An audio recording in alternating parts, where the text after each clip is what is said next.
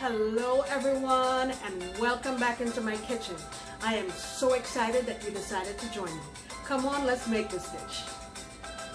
Alright guys, we're doing our prep work for making our pepper pot tomorrow. And what I have in here is some oxtail. And oxtails are so expensive lately. Look at that. Just a few pieces of oxtail. It's ridiculous.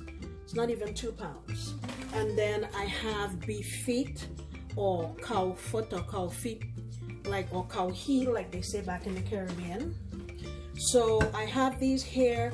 I've defrosted them, washed them very well with lime and vinegar, rinsed it off, and that's what we have here. You know how I do. I have 2 stalks of scallions. I also have about maybe 8 or 9 stalks of cilantro. I have a half of a red onion, a knob of ginger, a pretty big knob, a couple of habaneros. I have some nice big fat stalks of thyme, and I'm not going to actually put the sticks in there. I'm gonna pull the leaves off like so and get that blended into essentially what in the Caribbean we call green seasoning. I have some small leaf thyme here. It's also oregano, but in the Caribbean we call small leaf thyme. I have, let's see, about a head of garlic. Okay, I'm gonna get all this blended up.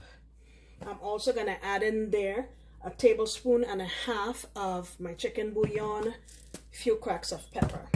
I'm gonna get this all blended up and mix it all up and in the fridge, and then tomorrow we're gonna cook it.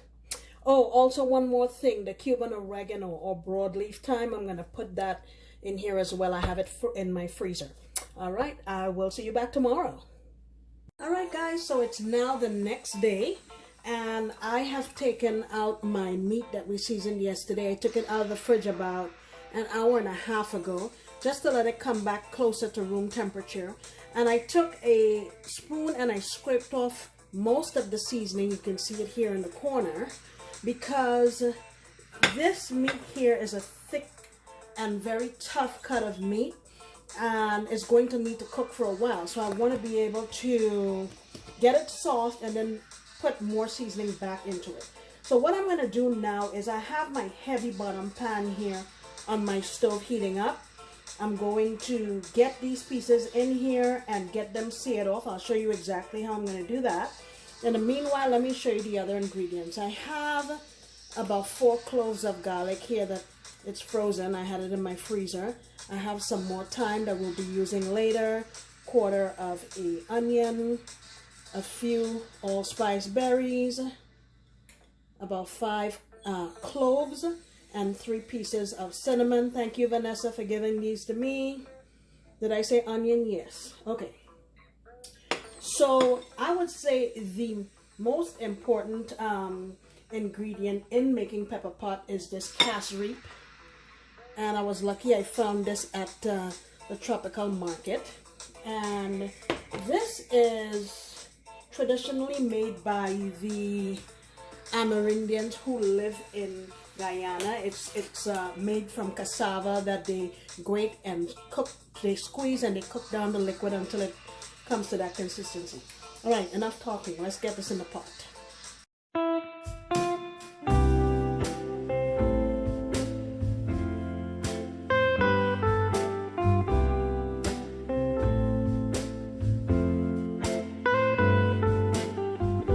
So like I said, I have a couple tablespoons of oil in here, and my pot is nice and hot. I'm gonna go in with my meat.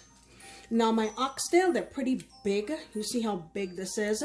Usually the cow foot will take longer to cook, but because these are significantly smaller than the oxtail, I'm gonna cook them together. I'm just gonna go in here with all of my meat.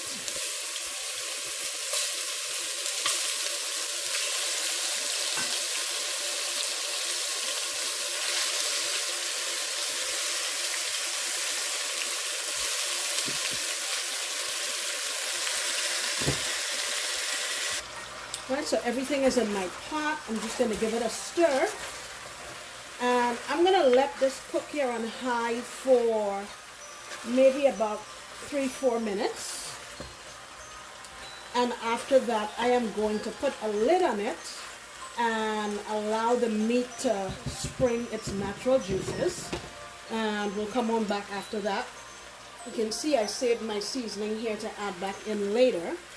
What I'm going to do is my onion and my garlic, I will get it blended up and add it to that seasoning. And then we'll take it from there. Now I'm kind of doing a shortcut today because I plan to, once we go through the next step here, I'm going to put this in my Instant Pot to try to get it to cook quickly, because historically this can take hours and hours, like maybe 6 hours, because the cut of meat is so tough. But we're going to try to, you know, do it a little bit differently today so it can be done quickly, but it will still be delicious.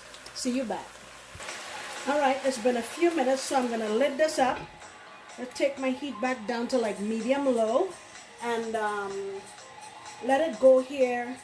Maybe it'll probably take about 7 or 8 minutes or so for the liquid to come out of the meat. Then we'll come on back. Alright, so this has released quite a bit of liquid. And what I'm doing now is I've turned my heat back up to high, and I'm going to burn all of this liquid off. You've seen me do this before whenever I make like Caribbean style stewed chicken. What we want to do now is just get rid of all of that liquid. And then what I'm going to do after that is I have the reservoir right here for my Instant Pot. I'm going to put my meat in there and then we'll get it going. Alright guys, so here's my meat in my Instant Pot. As you see, there's no liquid in there because we cooked it all off. I'm going to add a stick of my cinnamon. Put that back there. 2 or 3 cloves. And 2 or 3 of my allspice berries. And I'm going to add some hot water. Not enough to cover it, but pretty close. See that? And I'll get this in my Instant Pot, and I would say maybe I'll go for about 45 minutes because I want it to be tender, but I don't want it to fall apart completely, because once this is done, we're going to cook it a little bit again. So for now, let's do that. I threw in some of my thyme. So after 45 minutes, I will be back.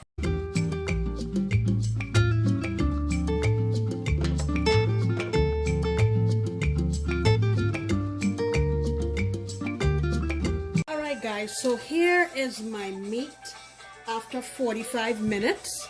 And I just decompressed my pressure cooker, and that's what I have here. I also skimmed off of the top most of the fat that was rendered out of it. In here, I used just a tablespoon of that same fat. And remember all of those aromatics that we had before, my onion, my garlic, and the leftover seasoning that we had before.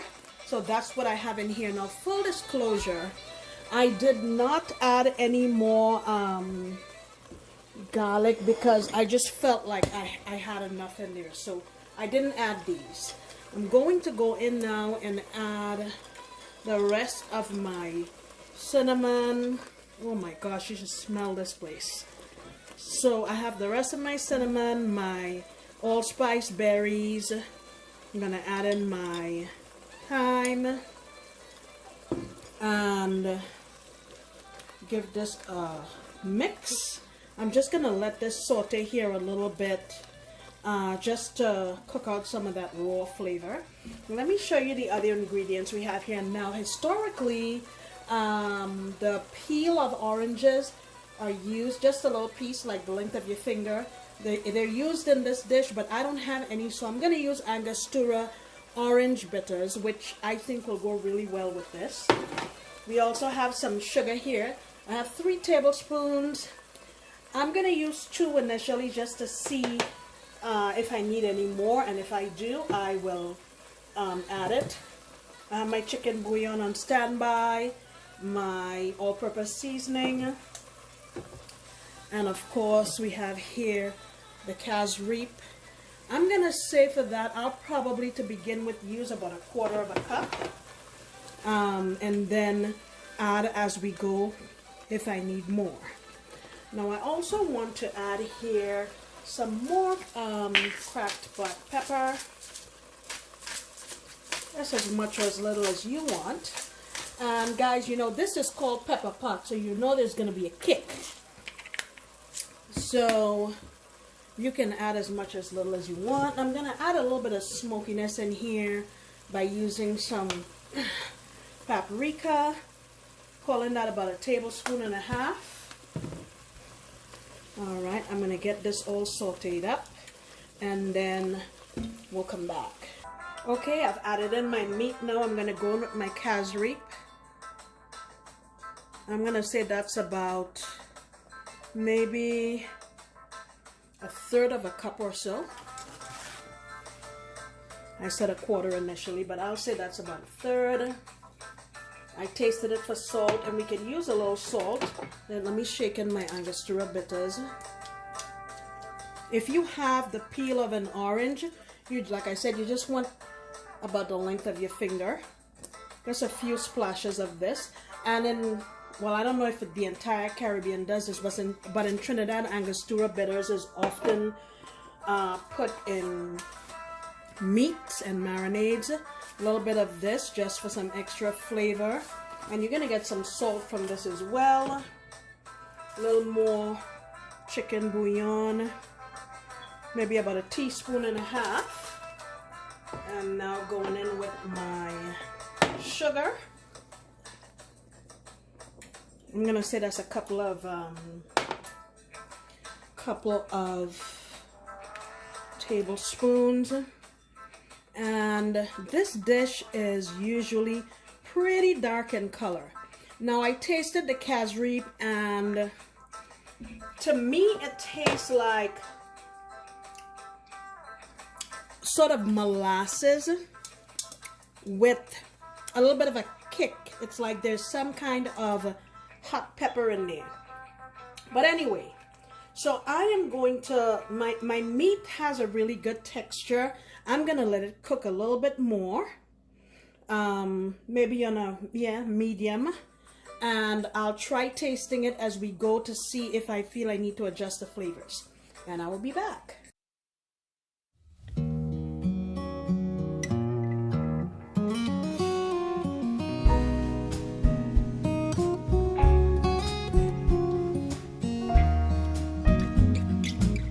Guys, here is our final product. Let me tell you, this thing smells fantastic, and it is fall apart tender.